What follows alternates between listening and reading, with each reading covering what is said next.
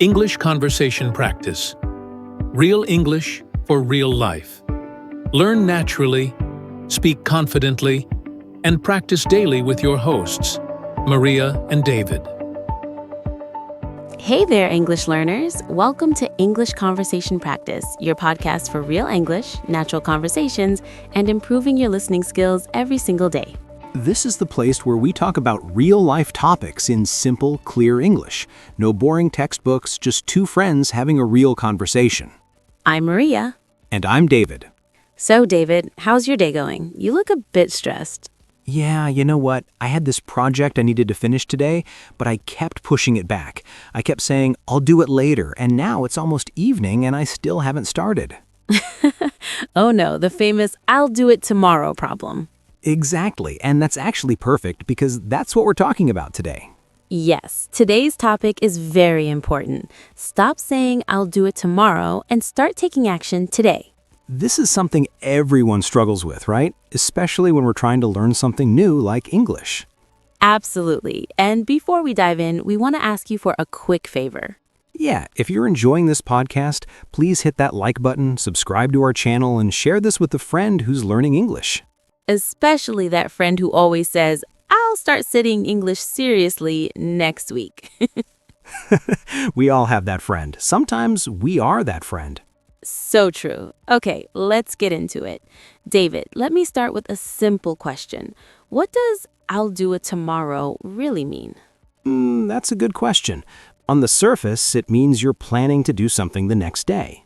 Right, but what does it really mean most of the time? Most of the time, it means I don't want to do this right now, so I'm going to avoid it. Exactly. It's like a trick we play on ourselves. We feel better for a moment because we made a plan, but we don't actually take action. Yes, and tomorrow comes and we say the same thing again. I'll do it tomorrow. Then tomorrow becomes next week becomes next month, and suddenly a whole year has passed. Ouch, that hurts because it's true.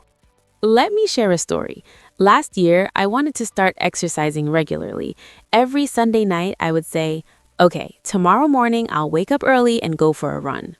Let me guess. Monday morning came and you didn't go? Exactly. The alarm rang at 6 a.m. and I thought, it's too cold. I'll start tomorrow when the weather is better. Classic excuse. Then Tuesday came.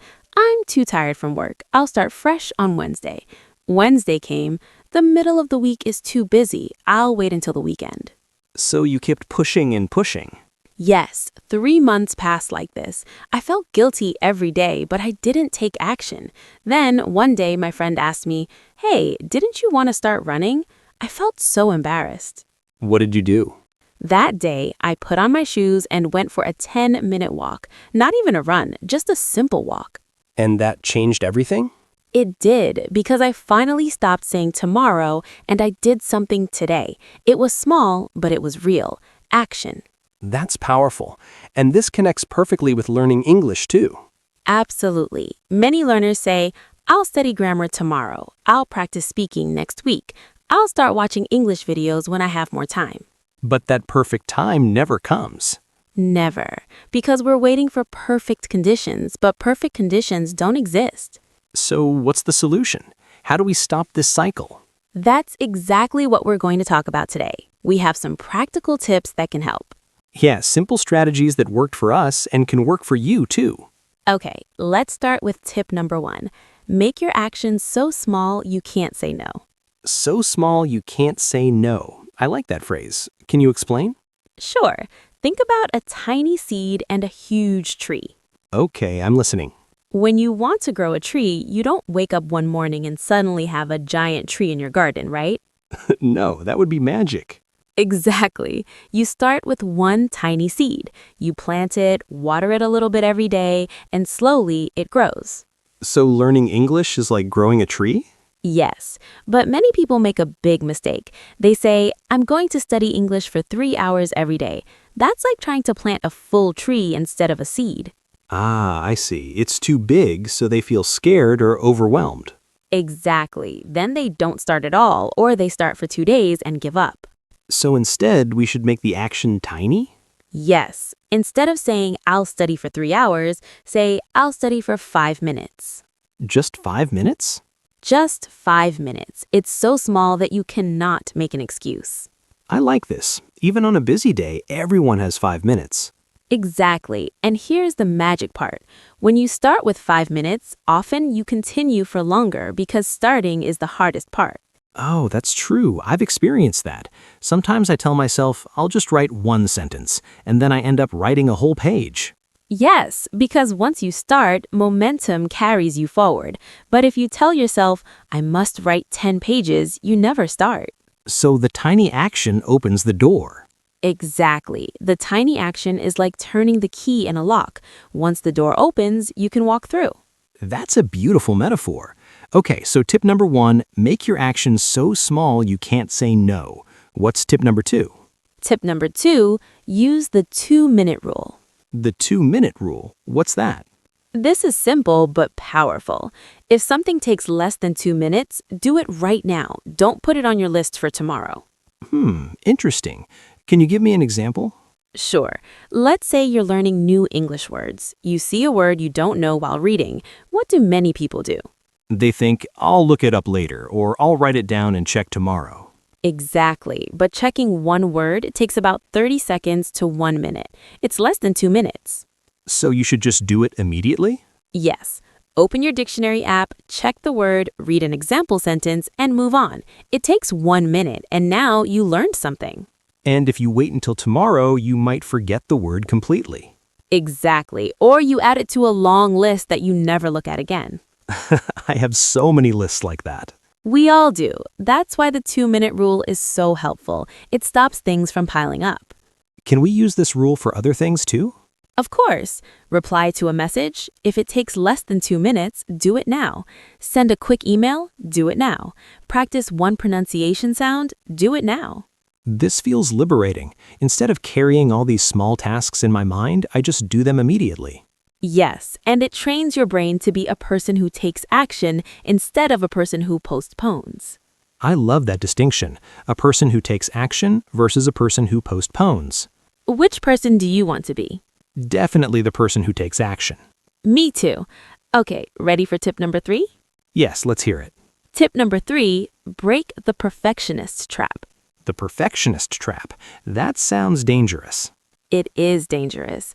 Let me explain with a question. Have you ever avoided doing something because you thought you couldn't do it perfectly? All the time. I wanted to make English videos, but I kept thinking my accent isn't perfect, my grammar isn't perfect, so I shouldn't start yet. Exactly. That's the perfectionist trap. You wait and wait for perfect conditions or perfect skills, but perfection never comes. So we never start. Yes. Think about a child learning to walk. Okay, I'm thinking about it. Does the child wait until they can walk perfectly before taking their first step? No, they fall down many times. They wobble, they stumble, they hold on to furniture. Exactly. They take messy, imperfect action, and that's how they learn to walk. So we should be okay with being messy and imperfect when learning English. Absolutely. Your first English conversation will be messy. Your first English email will have mistakes. Your first pronunciation attempt will be wrong. And that's okay? That's not just okay. That's necessary. That's how learning happens. I need to remember this. Done is better than perfect. Exactly. Done is better than perfect is a powerful phrase. Say it again. Done is better than perfect. Beautiful. Write that on a piece of paper and put it where you can see it every day. I will. This really helps remove the fear of starting. Yes, because perfectionism is often just fear wearing a mask. We say it's not perfect yet, but we really mean I'm scared to try. Wow, that's deep. Perfectionism is fear wearing a mask. When you realize this, it becomes easier to take imperfect action. Okay, I'm feeling motivated now. What's tip number 4? Tip number 4, create a tomorrow trap catcher. A tomorrow trap catcher. That's a creative name. What is it? Okay, this is a simple technique. Get a small notebook or use your phone's notes app. Okay, I'm ready. Every time you catch yourself saying, I'll do it tomorrow, write it down immediately. Write the date, the task, and the excuse you made. So I'm creating evidence of my procrastination. Yes. For example, January 15th, said I'll practice English speaking tomorrow. Excuse, too tired. And what happens after I write it down? After 1 week, read your list. You'll see patterns. What kind of patterns? Maybe you always use the same excuse, too tired or too busy or not in the mood. And seeing the pattern helps me? Yes, because once you see your pattern clearly, it loses power. You realize, oh, I always say I'm too tired, but I'm not that tired. This is just my brain's automatic excuse. So awareness is the first step to change. Exactly. You can't fix what you don't see. The tomorrow trap catcher makes your procrastination visible. And then what, after I see the pattern? Then you make a deal with yourself. Okay, brain, I know your trick. Every time you say, I'm too tired, I'll do just 3 minutes anyway. If I'm still really tired after 3 minutes, I can stop. And usually, after 3 minutes, you're not that tired anymore. Usually. Most of the time, starting is harder than continuing. This is clever. It's like catching yourself in the act. Yes, and it's not about punishing yourself, it's about understanding yourself better. I like that approach. Gentle awareness, not harsh criticism. Exactly. We need to be our own coach, not our own bully. Okay, that's 4 tips. Do we have more? Yes. Tip number 5, use the power of right now. The power of right now. Tell me more. This is about changing your language. Instead of saying, I'll do it tomorrow, start saying, I'll do it right now, or I'll do it today. Just changing the words? Yes, but it's more powerful than you think. Words shape our actions. Can you give me an example? Sure.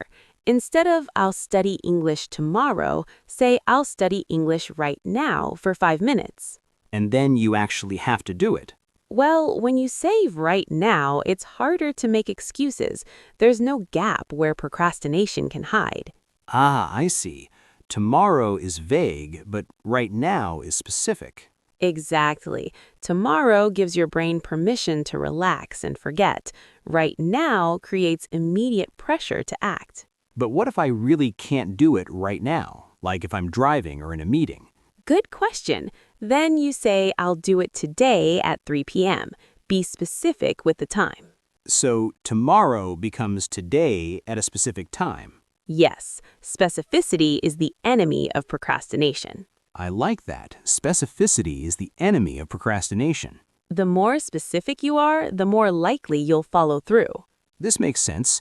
I'll practice English tomorrow is easy to avoid, but I'll practice English today at 7 p.m. for 10 minutes is much clearer. Exactly. It's like making an appointment with yourself. And we usually don't miss appointments with other people, so why miss appointments with ourselves? That's the question. We respect other people's time, but not our own. We need to change that. Okay, I'm convinced. These are great tips. Should we do a quick recap? Yes, let's make sure our listeners remember everything clearly. All right, tip number 1. Make your actions so small you can't say no, like a tiny seed that grows into a tree. Tip number 2, use the 2-minute rule. If something takes less than 2 minutes, do it immediately. Tip number 3, break the perfectionist trap. Remember, done is better than perfect. Tip number 4, create a tomorrow trap catcher. Write down every time you procrastinate and spot your patterns. And tip number 5, use the power of right now. Replace tomorrow with right now or a specific time today. Beautiful summary, David. Thanks. But before we finish, I think we should talk about something important. What's that? Sometimes people hear all these tips and feel pressure to change immediately. Then they get overwhelmed and do nothing.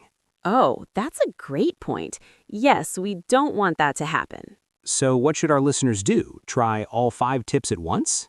No, definitely not. Pick just one tip that speaks to you. Just one? Just one. Read our list again and ask yourself, which tip feels most helpful for my situation right now? And then focus only on that tip? Yes, for at least 1 week. Master one tip before adding another. This is smart. It's like we're following our own advice. Exactly. We need to practice what we preach. So, listeners, here's your challenge. Don't say, I'll try all these tips tomorrow, Instead, say, I'll pick one tip and try it right now. or I'll pick one tip and try it today and be specific with the time. Yes, and here's a bonus challenge. After you try your chosen tip, come to the comments and tell us about it. Even if it didn't go perfectly, remember, done is better than perfect. Exactly. Share your messy, imperfect action. Your story might inspire someone else to start. And if this episode helped you, please share it with a friend who always says, I'll do it tomorrow.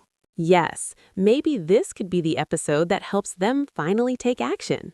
Before we go, I want to share one final thought. Please, go ahead. Your English journey doesn't need to start tomorrow. It doesn't need perfect conditions. It can start right now with just 5 minutes, with imperfect words, with tiny actions. And every day you say, I'll do it tomorrow, you're stealing from your future self. But every day you say, I'll do it right now, you're giving a gift to your future self. So what will you choose? We believe in you. We know you can do this. Thank you so much for spending these 20 minutes with us. You didn't waste this time. You invested it in becoming a better version of yourself. This was English Conversation Practice with Maria and David. Until next time, stop saying tomorrow and start doing today. Bye, everyone. Take care and take action.